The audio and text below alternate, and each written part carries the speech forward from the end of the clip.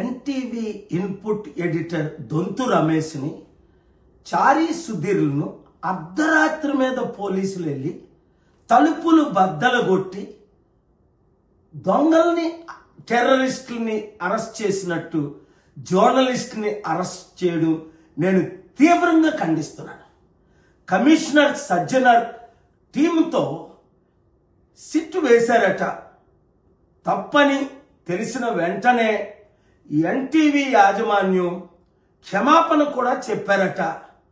అలాంటి తర్వాత కూడా ఇంత ప్రొసీజర్ లేకుండా, నోటీసులు ఇవ్వకుండా తలుపులు బద్దలు కొట్టి కుటుంబ సభ్యుల్ని భయభ్రాంతులు చేయడం అది చాలా ఘోరం. అంటే ఎలాంటి మెసేజ్ పంపిస్తున్నారు? ఎవడైనా మా మంత్రి గురించి మాట్లాడితే లేదా మా ఐఏఎస్ గురించి మాట్లాడితే మా ఐపీఎస్ మేము అరెస్ట్ చేసి తీరుతాం. ఇది ఎంతవరకు కరెక్ట్? కానే కాదు. నేను ఇమీడియట్గా లీగల్ యాక్షన్లోకి నేను దిగాల. ఎవరు ఆర్డర్స్ ఇచ్చారు, ఎవరు అరెస్టులు చేశారు, చట్టానికి ఎవడు కూడా అబౌవ్ కాదు.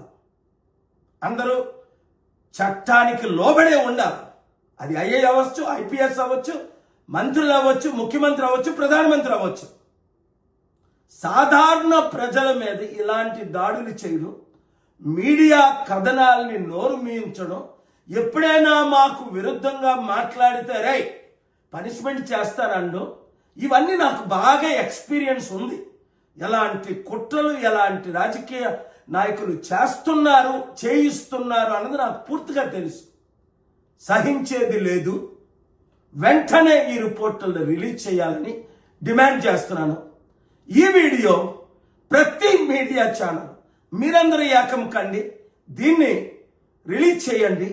భయపడకండి, సత్యాన్ని ప్రకటించండి, అవినీతిని ఎక్స్పోజ్ చేయండి. మీ కొరకు నేనున్నాను, మనతో దేవుడు ఉన్నాడు. న్యాయ పోరాటం చేద్దాం.